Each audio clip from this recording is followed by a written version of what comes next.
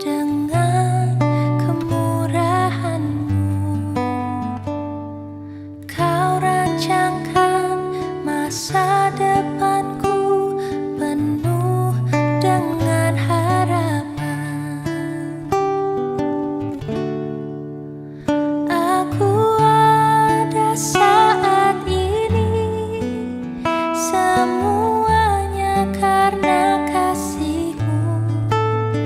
Aku hidup hari ini, semua berkat kemurahan-Mu. Terima kasih Yesus, Engkau sangat baik, teramat baik bagiku.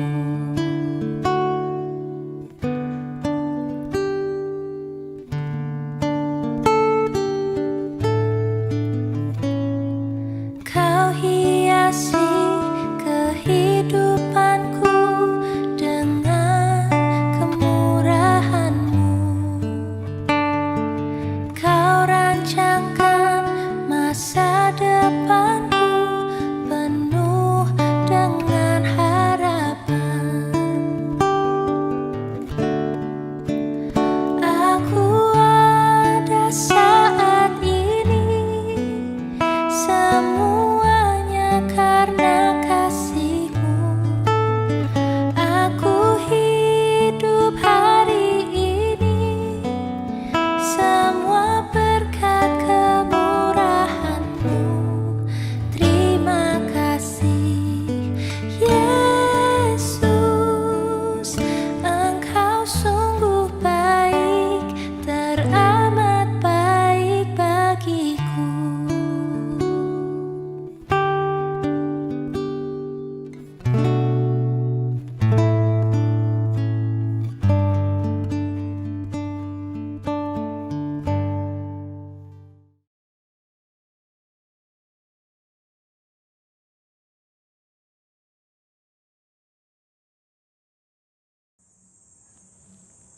Ibadah di dalam Minggu Prapaskah ini berlangsung di dalam nama Bapa, Putra, dan Roh Kudus.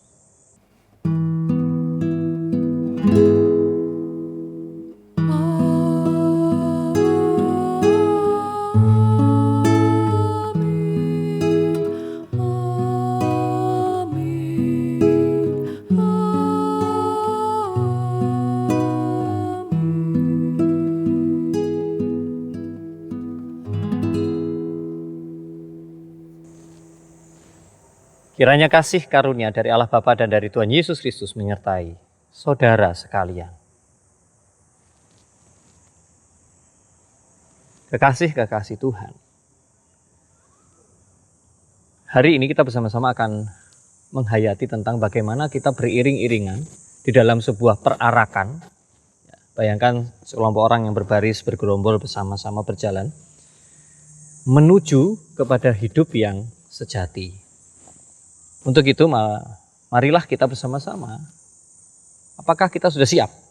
Anda dan saya, kita semua, untuk ditegur oleh firman Tuhan. Seperti yang ditulis di dalam Amsal 11 ayat 19. Siapa yang berpegang pada kebenaran, ia menuju kehidupan. Namun siapa yang mengejar kejahatan, ia menuju kematian. Mari, saudaraku,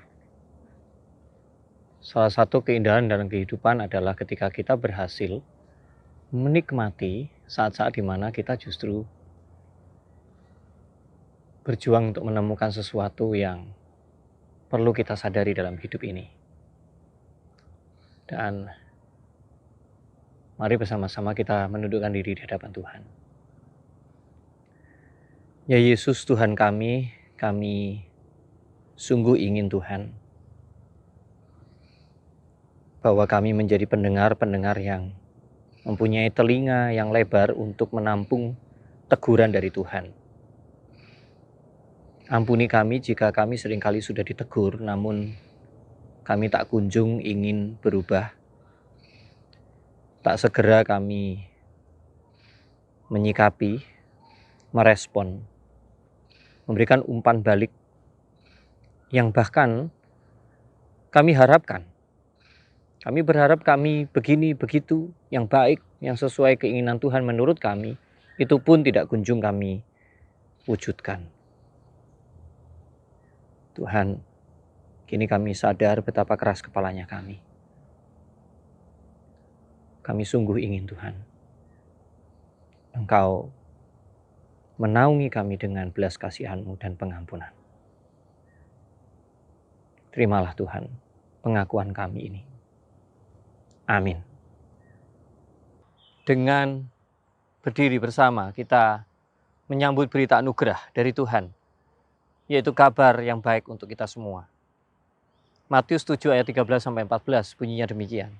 Masuklah melalui pintu yang sesak itu, karena lebarlah pintu dan luaslah jalan yang menuju kepada kebinasaan, dan banyak orang yang masuk melaluinya. Karena sesaklah pintu dan sempitlah jalan yang menuju kepada kehidupan, dan sedikit orang yang mendapatinya. Kini Anda berjalan di mana? Mari, lewat yang sempit dan sesak. Demikianlah berita anugerah dari Tuhan.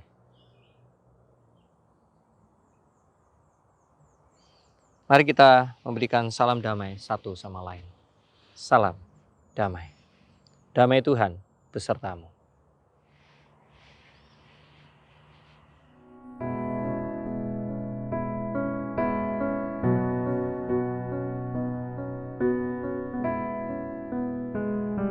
Seperti rusa yang haus, rindu aliran sungaimu.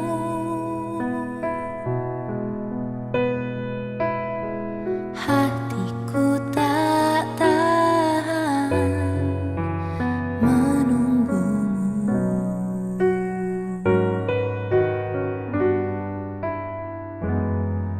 Bagai tanah gersang menanti datangnya hujan.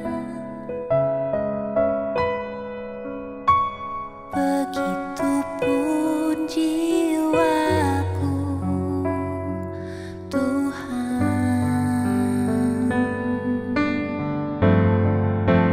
Hanya Engkau, pribadi yang mengenal hatiku. Tiada yang tersembunyi bagimu. Seluruh isi hatiku Kau tahu, dan bawaku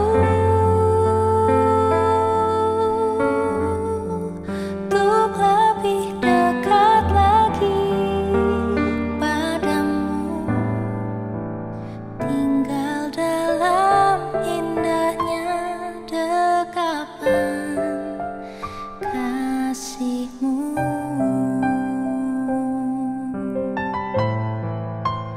Tinggal dalam indahnya dekapan kasih-Mu.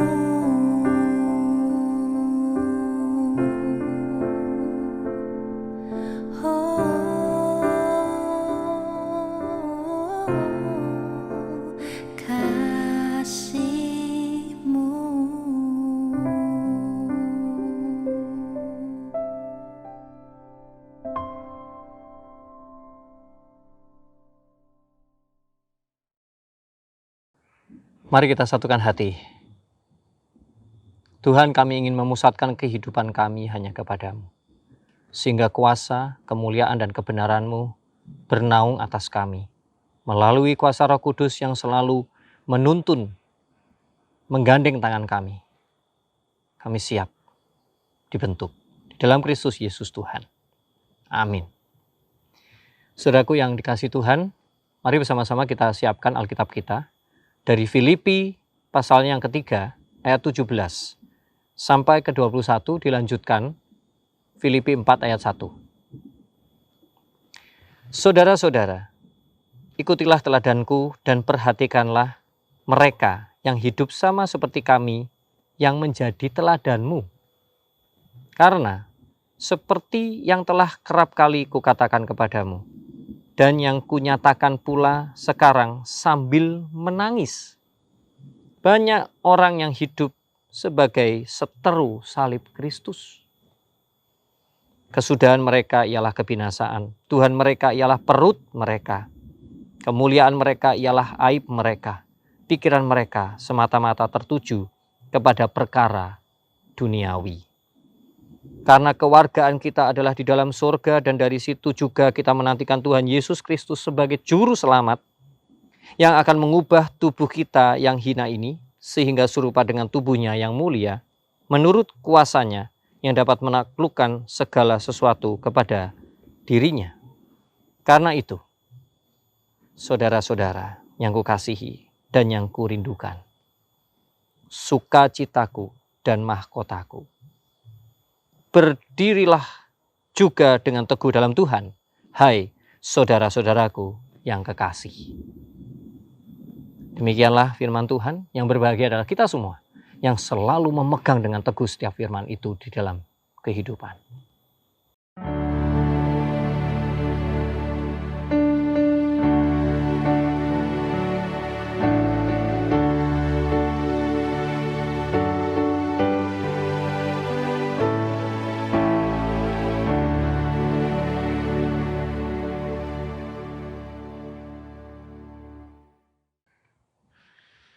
Hari ini kita bersama-sama akan saya bukakan sebuah hal yang terjadi di abad 19 atau bahkan dimulai dari abad 18.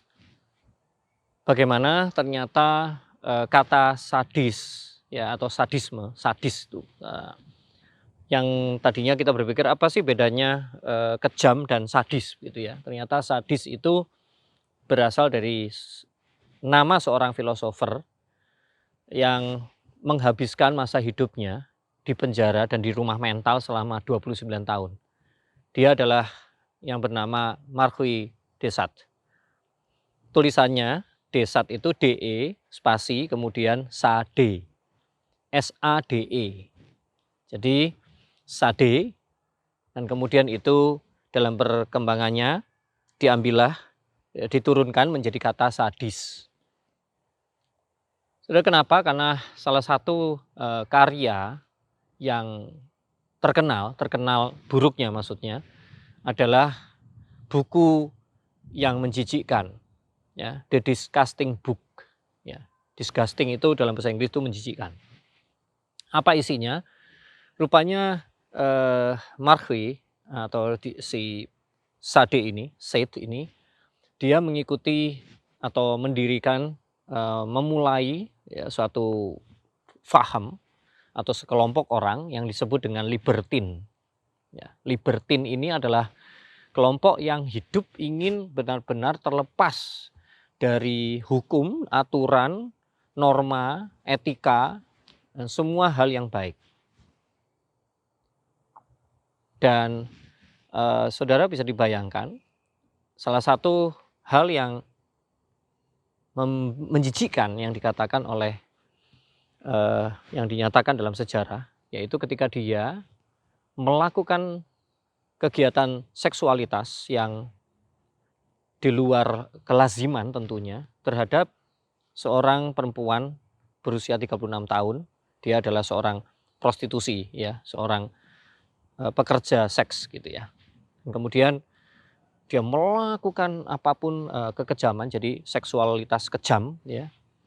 Dan itu ditulisnya dalam buku dan kemudian itu seakan-akan semuanya, dan bukan hanya itu, menyekap anak-anak dan melakukan hal yang mengerikan lainnya. Dan rupanya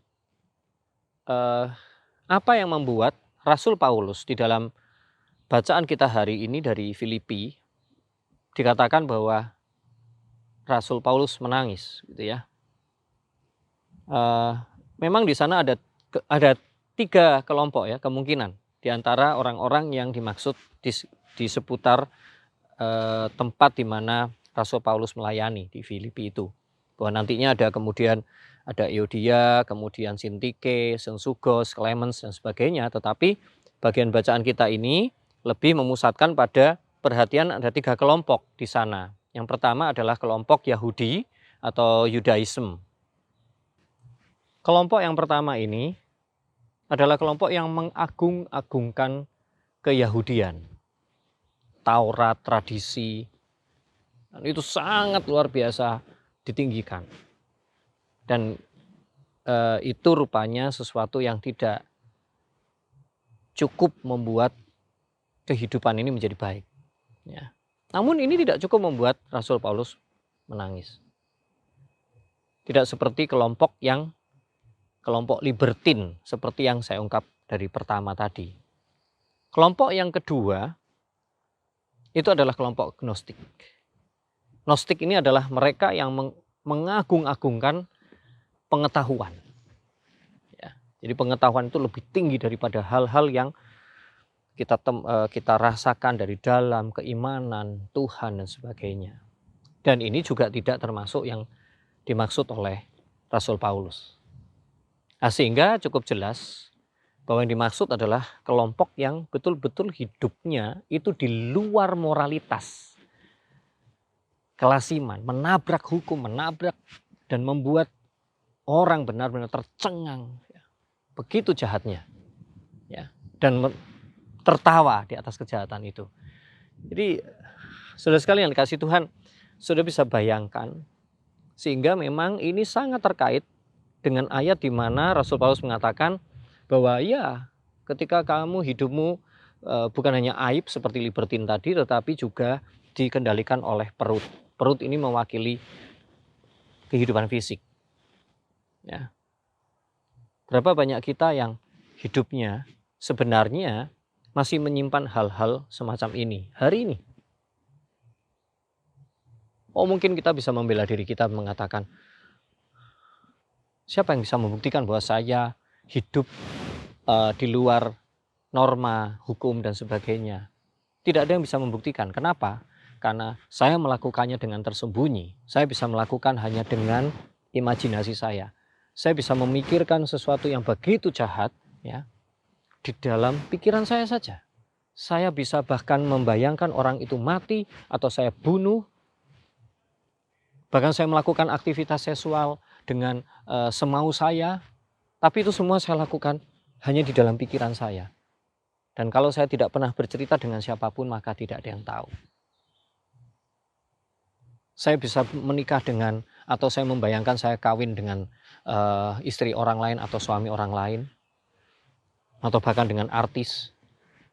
Saya bisa menganggap bahwa oh ini anak ini adalah milik saya dan seterusnya. Saya melakukan semua itu hanya di dalam pikiran saya. Saudaraku yang dikasihi Tuhan, itulah yang menjadi tangisan-tangisan dari mereka, dari kita semua. Dan bisakah Anda dan saya juga menangis untuk ini? Dan kita bersama-sama bersujud di hadapan Tuhan dan kita mengatakan bahwa kita perlu bersama-sama meninggalkan kejahatan ini. Kejahatan yang sudah dimulai dari pikiran dan hati kita. Yang sebetulnya kita mau akui itu busuk.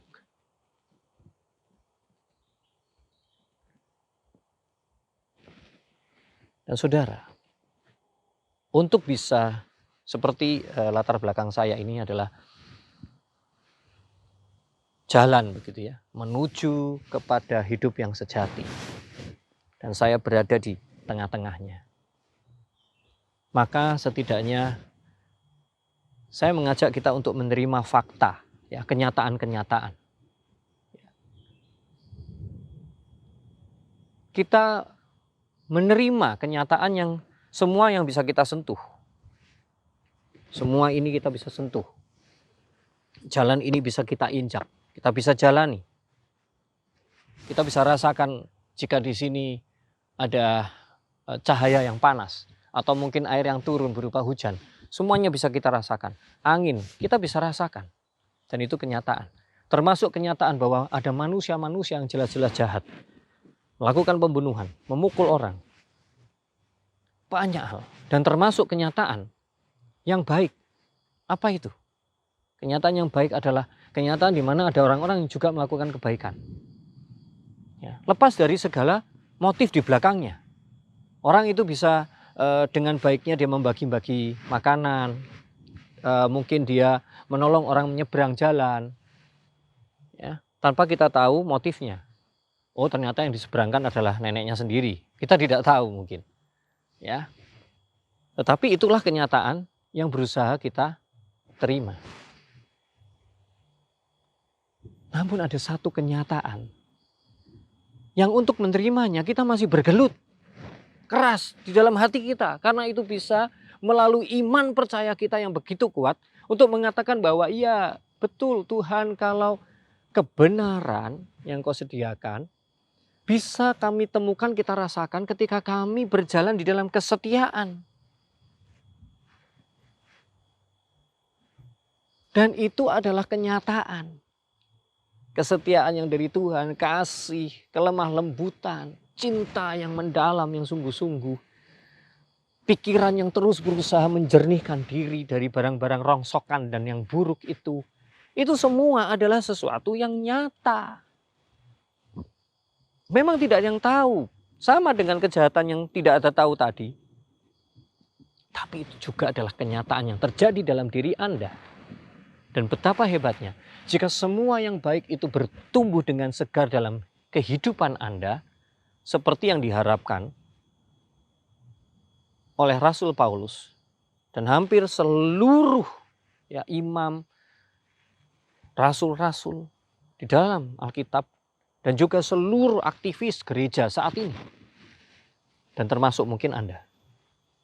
Anda merindukan bahwa ada sebuah revolusi besar di dalam kehidupan ini yang berangkat dari kenyataan yang tersimpan, yang tidak terlihat secara nyata oleh mata, tidak tercium oleh hidung kita, tidak terdengar oleh telinga kita. Tetapi itu ada di dalam hati kita yang paling dalam, di relung kita. Bukan di ruang gelap, tetapi di ruang nyata. Dan kini, Rasul Paulus mengajak kita untuk bagaimana menuju hidup yang sejati adalah dengan keteguhan. Seperti yang dialami saat itu di jemaat Filipi. Seperti saat ini, banyak sekali pengaruh yang menghujani kita setiap hari dari kanan kiri ke telinga kita, pikiran kita. Dan itu semua ya bisa fakta. Semoga kita sudah bisa menyingkirkan yang palsu, yang hoaks. Tapi yang fakta kita terima. Baik itu bisa menggugurkan kita, menjatuhkan, menggoncang kita. Tapi kita tetap belajar untuk teguh dan setia. Dan saudaraku, izinkanlah diri kita bahwa Tuhan akan mengarahkan dengan firman-Nya. Bukan hanya 1 detik, 2 detik dalam hidup, tetapi setiap detik dalam hidup Anda dan saya. Sebenarnya Tuhan selalu akan mencurahkan pimpinannya. Karena kuasa Roh Kudus tidak pernah lepas dari Anda dan saya. Jadi marilah kita kembali. Bukan dengan gaya hidup yang ditawarkan oleh dunia ini. Setidaknya ada satu hal, yaitu kesetiaan dan keteguhan. Mari menuju kehidupan yang sejati. Saat hening bagi kita.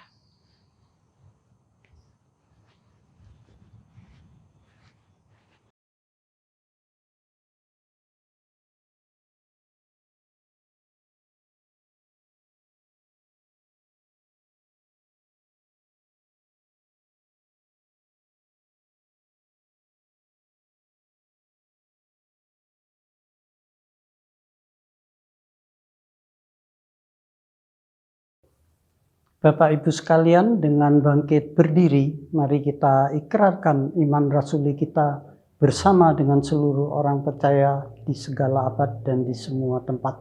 Demikian, aku percaya kepada Allah, Bapa yang Maha Kuasa, Khalik langit dan bumi, dan kepada Yesus Kristus, anaknya yang tunggal Tuhan kita, yang dikandung daripada Roh Kudus, lahir dari anak darah Maria, yang menderita sengsara di bawah pemerintahan Pontius Pilatus, disalibkan, mati dan dikuburkan, turun ke dalam kerajaan maut. Pada hari yang ketiga, bangkit pula dari antara orang mati, naik ke surga, duduk di sebelah kanan Allah, Bapa yang Maha Kuasa, dan dari sana Ia akan datang untuk menghakimi orang yang hidup dan yang mati.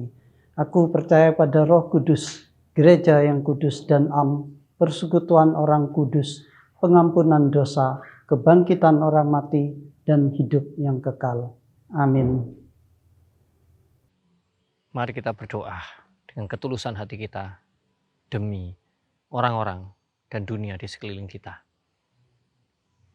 Tuhan, jika di luar sana kami mengenal orang yang terus berjuang untuk berhadapan-hadapan dengan kejahatan, dengan kebencian, dengan kecurigaan, dengan amarah, dan mereka bertugas di garda depan, menjaga keamanan, harus mengangkat senjata, meninggalkan keluarga mereka, meninggalkan orang yang mereka cintai, meresikukan diri mereka.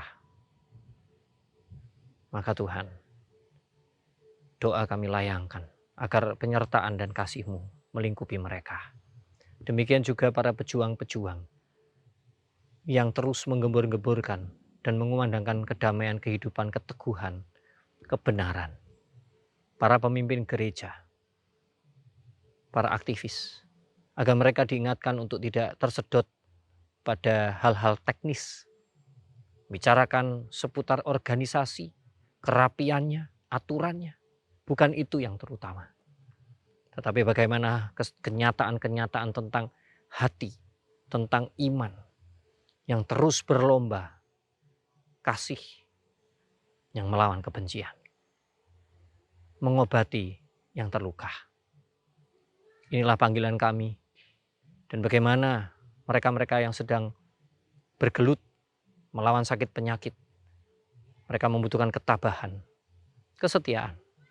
Terima kasih ya Tuhan, jadikan kami keluarga yang sabar, mau menemani, dan mau terus berjuang mencari solusi yang terbaik bersama Engkau.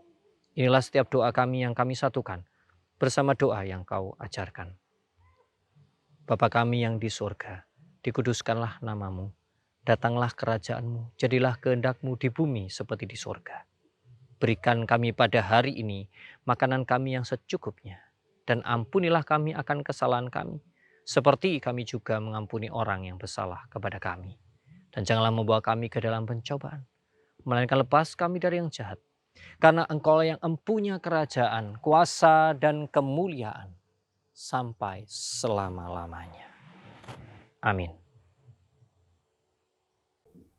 Kesempatan bagi kita untuk mengungkapkan rasa syukur kita berupa persembahan. Untuk itu akan saya bacakan ayat untuk melandasi persembahan ini.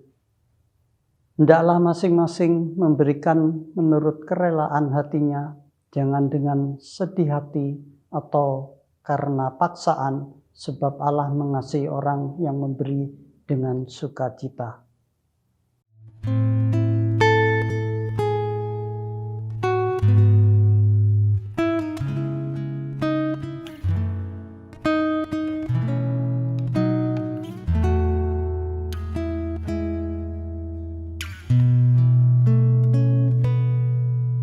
Ku bawa kepadamu,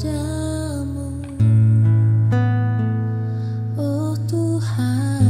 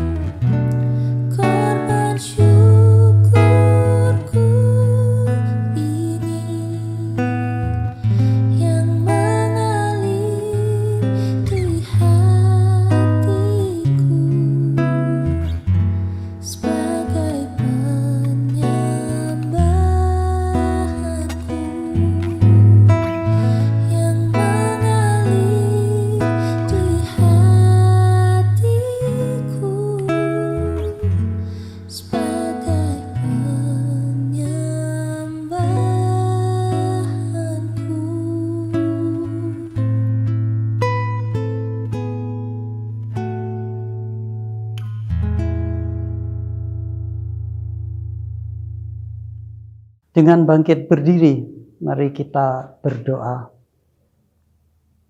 Ya Bapa kami yang di surga, terima kasih Tuhan karena kami telah diberi kesempatan untuk mengungkapkan rasa syukur kita berupa persembahan.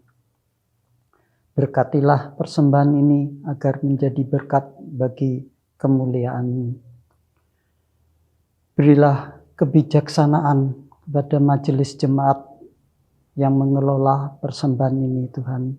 Terima kasih Tuhan, doa yang tidak sempurna ini kami serahkan ke dalam tangan-Mu demi nama Yesus Kristus, Juru Selamat kami yang hidup.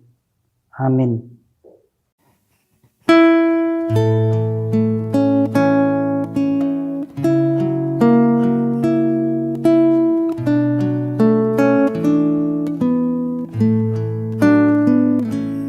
Ku ingin berperangai laksana Tuhanku, lemah lembut dan ramah dan manis budiku,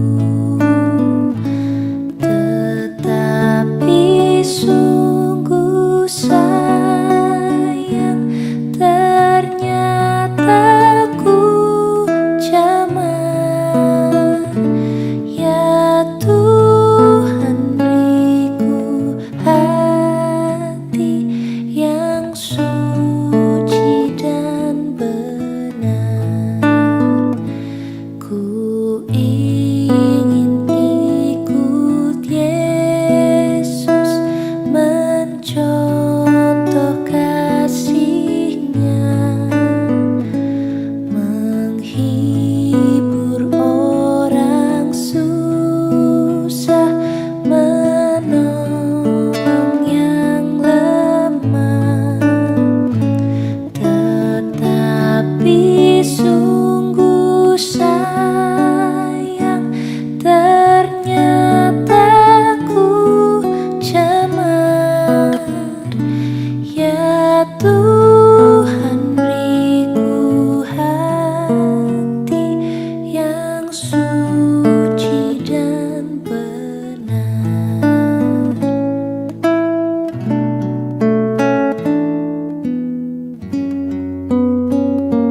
Ya sungguh Juru Selamat, cemarlah hatiku,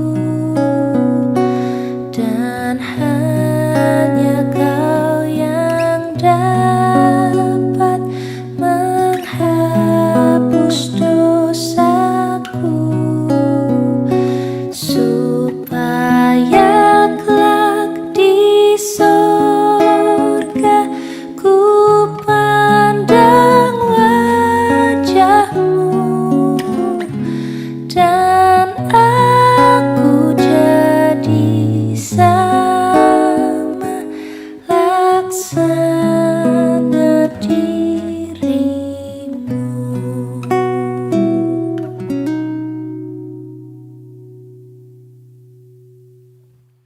Pergilah dalam damai sejahtera untuk melayani Tuhan.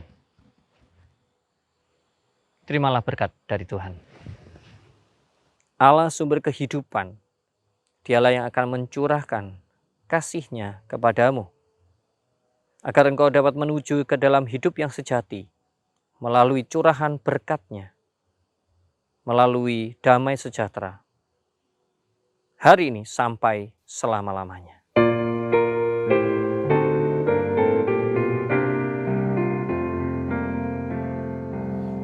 Ku